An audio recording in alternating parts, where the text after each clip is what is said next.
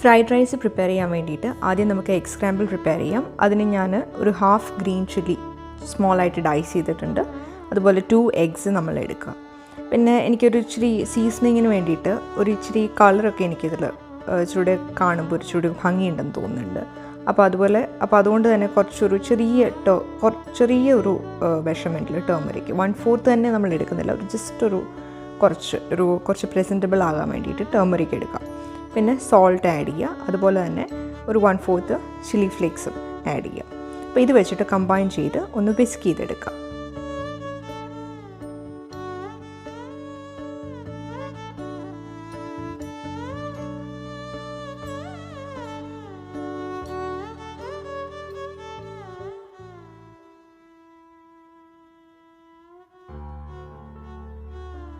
ചിക്കന് ഞാനൊരു boneless piece, ഒരു breast piece എടുത്തിരിക്കുന്നത്.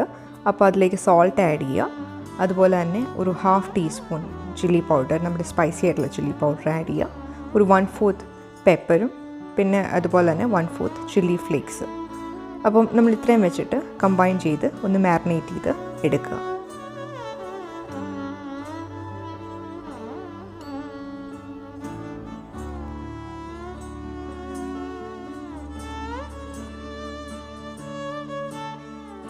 ഇത് ആദ്യം ഒന്ന് മാരിനേറ്റ് ചെയ്ത് ഫ്രിഡ്ജിൽ ജസ്റ്റ് ഒരു 1/2 hour വെച്ച് കഴിഞ്ഞിട്ട് വേണം ജസ്റ്റ് അടച്ചൊന്ന് കുക്ക് ചെയ്യേണ്ടത്.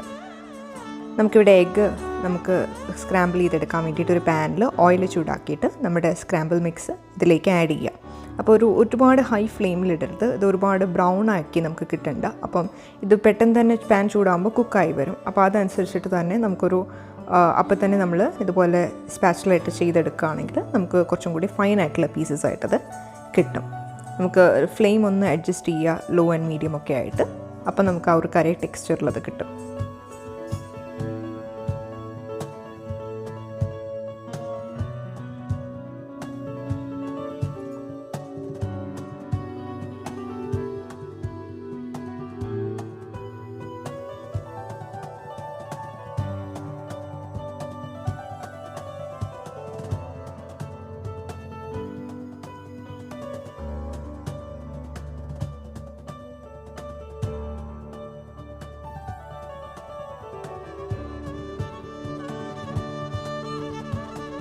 ഈ ഒരു ഫോർമേഷനിലാണ് ചെറുതായിട്ട് നമുക്കത് കിട്ടേണ്ട. അപ്പോൾ ആയിരിക്കും ഭംഗി വരുന്നത്. റൈസിന് ഞാൻ ഒരു ഡേ ബിഫോർ നമ്മൾ റൈസ് പ്രിപ്പയർ ചെയ്യുകയാണെങ്കിൽ അത് ഏറ്റവും ബെസ്റ്റ്. ഞാൻ 1 കപ്പ് റൈസ് ഇവിടെ എടുത്തിട്ടുണ്ട്. അതിലേക്ക് കുറച്ച് ക്ലോവ്സും കുറച്ച് കാർഡമമും സോൾട്ടും മാത്രം ഇട്ട് നമ്മൾ ബോയിൽ ചെയ്ത് എടുത്ത് വെച്ചിരിക്കുന്നതാണ്. ഇത് ഇങ്ങനെ ഡേ ബിഫോർ എടുക്കുമ്പോഴത് അത് സ്മഷി അല്ലാതെ നമുക്ക് കിട്ടുന്ന ഒരു ടെക്സ്ചർ വരുന്നത് റൈസിന്. നമ്മൾ നേരത്തെ മാരിനേറ്റ് ചെയ്ത ചിക്കൻ ഞാൻ ജസ്റ്റ് അടച്ച് വെച്ച് കുക്ക് ചെയ്തതാണിത്. അപ്പോൾ ഇത് നമുക്ക് ചോപ്പറിലിട്ടൊന്ന് ചോപ്പ് ചെയ്തെടുക്കണം. ഇൻ ദ മീൻ ടൈം നമുക്ക് ഒരു പാൻ എടുത്ത് ഓയിൽ ചൂടാക്കിയിട്ട് ഒരു 2 മീഡിയം സൈസ് ഓണിയൻസ് അല്ലെങ്കിൽ ഒരു 1 ലാർജ് സൈസ് അത് ഡൈസ് ചെയ്ത് എടുത്തിരിക്കുക. അപ്പോൾ അതുപോലെ തന്നെ ഗ്രീൻ ചില്ലി ഒരു 1 ഗ്രീൻ ചില്ലി ഞാൻ ചെറുതായിട്ട് ഡൈസ് ചെയ്ത്. അപ്പോൾ ഇത് രണ്ടും നമുക്ക് സോട്ട് ചെയ്തൊന്ന് എടുക്കാം. ഒരുപാട് ഗോൾഡൻ ബ്രൗൺ ആകണ്ട. ഫ്രൈഡ് റൈസ് ആയതുകൊണ്ട് കുറച്ചൊരു നാച്ചുറൽ ടെക്സ്ചറിലും വേണം, ടേസ്റ്റിലും വേണം, എന്നാൽ കുക്കാവുകയും വേണം.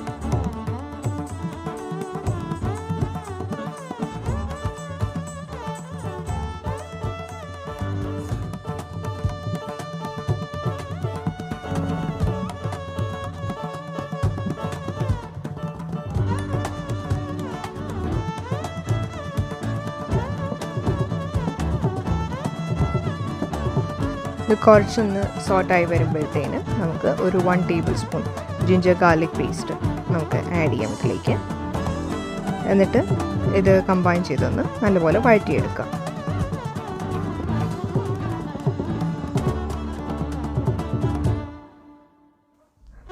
നമ്മൾ മാരിനേറ്റ് ചെയ്ത ചിക്കൻ കുക്ക് ചെയ്തെടുത്തില്ലേ, അത് ജസ്റ്റ് അടച്ച് വെച്ചൊന്ന് കുക്ക് ചെയ്തതേ ഉള്ളൂ.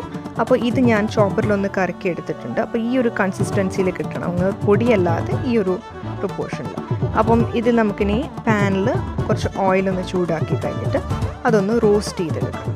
അപ്പോൾ അതിനൊരു ഈ ചെറുതായിട്ടൊന്ന് കിട്ടുമ്പോഴാണ് ഫ്രൈഡ് റൈസിൽ കിടക്കുമ്പോൾ ചിക്കൻ ഫ്രൈഡ് റൈസ് പ്രിപ്പയർ ചെയ്യുമ്പോൾ കുറച്ചും കൂടി ഒരു ടേസ്റ്റി ആവുന്നത്. അപ്പോൾ ഇത് നമുക്ക് ഇതിലേക്കിട്ട് നമുക്കൊന്ന് സോട്ട് ചെയ്തെടുക്കണം. പാനിലേക്ക് ഇട്ടിട്ട് നമ്മൾ ഈ ചിക്കനകത്ത് ഇനി നമ്മൾ സീസണിങ്സും കൂടി ആഡ് ചെയ്യണം. അപ്പോൾ ഒരു 1 ടീസ്പൂൺ ചില്ലി പൗഡർ, 1/4 പെപ്പർ നമ്മൾ ആഡ് ചെയ്യുന്നുണ്ട്. പിന്നെ അതുപോലെ തന്നെ കുറച്ച് സോൾട്ട് നമുക്ക് ആവശ്യത്തിനനുസരിച്ചിട്ട് നമ്മൾ ആഡ് ചെയ്യുക.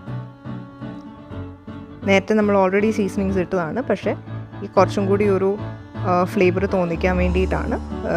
എനിക്ക് ഫ്ലേവർ കുറവാണെന്ന് തോന്നിയത് കൊണ്ടാണ് ഞാൻ കുറച്ചും കൂടി ആഡ് ചെയ്യുന്നത്. നിങ്ങളുടെയൊക്കെ വീട്ടിലെ കിഡ്സ് ഉണ്ട്, അല്ലെങ്കിൽ വലിയ എൽഡേഴ്സ് ഉള്ള ആൾക്കാരുണ്ടെങ്കിൽ അവരുടെയൊക്കെ ടേസ്റ്റൊക്കെ അനുസരിച്ചിട്ട് നമ്മൾ കുറയ്ക്കുകയോ കൂട്ടുകയോ ഒക്കെ നമുക്ക് ചെയ്യാൻ പറ്റും. ഇനി ഞാനിവിടെ എടുത്തിരിക്കുന്ന വെജിറ്റബിൾ നമ്മുടെ ബീൻസും കോണും ക്യാരറ്റുമാണ്. ഇതല്ലാതെ നിങ്ങൾക്ക് പീസോ അല്ലെങ്കിൽ വേറെ എന്തെങ്കിലും ക്യാബേജൊക്കെ ആഡ് ചെയ്യണമെങ്കിലും ആഡ് ചെയ്യാം. അപ്പം നമ്മുടെ ഓണിയൻ ഒരു ഇച്ചിരി വഴന്ന് വരുമ്പോഴത്തേന് ഒത്തിരി ഗോൾഡൻ ബ്രൗൺ ആകണ്ട, അതിന് മുന്നേ തന്നെ അപ്പോൾ ഈ വെജിറ്റബിൾസ് നമുക്ക് ആഡ് ചെയ്യാം.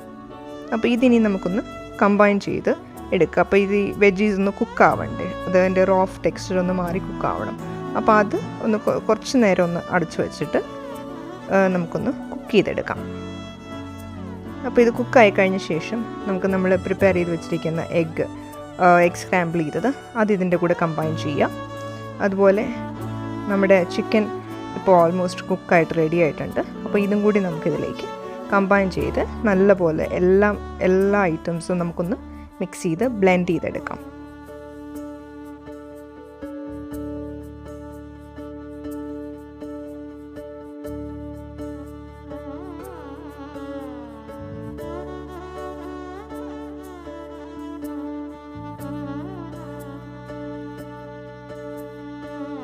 ഇനി ഇതിലേക്ക് നമുക്ക് 1 table spoon tomato ketchup add ചെയ്യാം.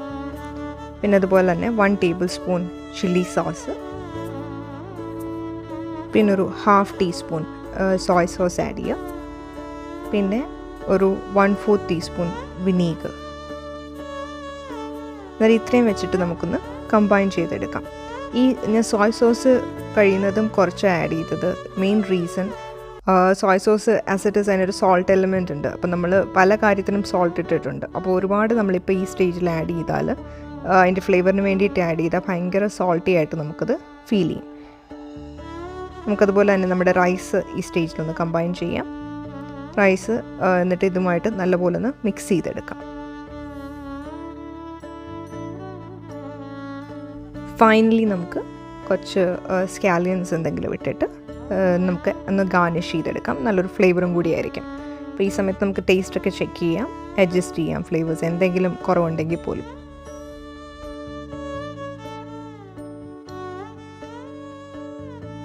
അങ്ങനെ നമ്മുടെ ഫ്രൈഡ് റൈസ് ഇവിടെ റെഡി ആയിട്ടുണ്ട്. അപ്പം ഇതെല്ലാവർക്കും ഇഷ്ടപ്പെട്ടു എന്ന് തീർച്ചയായിട്ടും വിചാരിക്കുന്നു. നമുക്കിത് ഓഫീസ് ലഞ്ചിനുമൊക്കെ നമുക്ക് എടുക്കാവുന്നതാണ്. അതുപോലെ തന്നെ വീട്ടിൽ ഗസ്റ്റ് വരുമ്പോൾ ഒന്ന് പ്രിപ്പയർ ചെയ്യാനായിട്ടാണെങ്കിൽ പെട്ടെന്നൊരു ഐറ്റം തന്നെയാണ്. നല്ലൊരു മീലാണ് ബൈ ഇറ്റ് സെൽഫ്, അതിൻ്റെ സൈഡ് ഡിഷ് ഇല്ലെങ്കിൽ പോലും. അപ്പോൾ എല്ലാവർക്കും ഇഷ്ടപ്പെട്ടിട്ടുണ്ടെങ്കിൽ ഡെഫിനറ്റായിട്ടും ഇത് ട്രൈ ചെയ്യണം. ചാനലിൽ പുതിയ വീഡിയോസൊക്കെ കാണുക. പുതിയൊരു എപ്പിസോഡിൽ മറ്റൊരു പുതിയ റെസിപ്പിയുമായിട്ട് വീണ്ടും കാണാം. അതുവരേക്കും താങ്ക് യു ഫോർ വാച്ചിങ്.